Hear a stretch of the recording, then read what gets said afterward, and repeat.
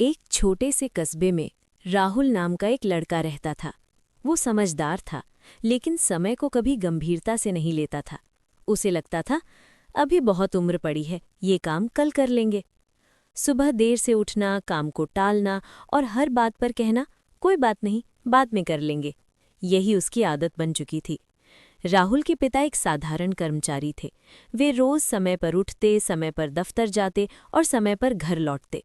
वे अक्सर राहुल से कहते, बेटा, जो समय की कद्र करता है, समय उसी को आगे बढ़ाता है। लेकिन राहुल इन बातों को मजाक समझता था। एक दिन राहुल के कस्बे में एक बुजुर्ग घड़ीसाज आए। उनकी दुकान में तरह तरह की पुरानी घड़ियां थीं। राहुल यूं ही घूमते घूमते वहां पहुंचा। घड़ीसाज ने राहुल से पूछा, बेटा, क्या तुम जानते हो सबसे कीमती घड़ी कौन सी होती है? राहुल हंसकर बोला, जो सबसे महंगी हो। घड़ीसाज मुस्कुराए और बोले, नहीं बेटा, सबसे कीमती घड़ी वो होती है जो समय पर चलती है। फिर उन्होंने राहुल को एक पुरानी घड़ी दी और कहा, इसे संभाल कर रखना, ये तुम्हें समय की कीमत सिखाएगी।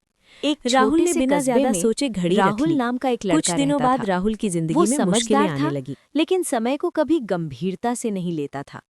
उसे लगता था, अभी बहुत उम्र पड़ी है, ये काम कल कर लेंगे। सुबह देर से उठना, काम को टालना और हर बात पर कहना, कोई बात नहीं, बाद में कर लेंगे। यही उसकी आदत बन चुकी थी। राहुल के पिता एक साधारण कर्मचारी थे। वे रोज समय पर उठते, समय पर दफ्तर जाते और समय पर घर लौटते। वे अक्सर राहुल से कहते, बेटा, जो समय की कद्र करता है, समय उसी को आगे बढ़ाता है। लेकिन राहुल इन बातों को मजाक समझता था। एक दिन राहुल के कस्बे में एक बुजुर्ग घड़ीसाज आए। उनकी दुकान में तरह तरह की पुरानी घड़ियां थीं। राहुल यूं ही घूमते घूमते वहां पहुंचा। घड़ीसाज ने राहुल से पूछा, बेटा, क्या तुम जानते हो सबसे कीमती घड़ी कौन सी होती है? राहुल हंसकर बोला, जो सबसे महंगी हो।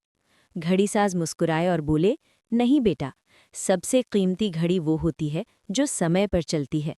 फिर उन्होंने राहुल को एक पुरानी घड़ी दी और कहा, इसे संभाल कर रखना, ये तुम्हें समय की कीमत सिखाएगी। राहुल ने बिना ज्यादा सोचे घड़ी रख ली। कुछ दिनों बाद राहुल की जिंदगी में मुश्किलें आने लगीं। कुछ सालों बाद वही राहुल अपने कस्बे का सबसे भरोसेमंद और सफल इंसान बन गया। एक दिन वो फिर उसी घड़ीसाज की दुकान पर पहुंचा।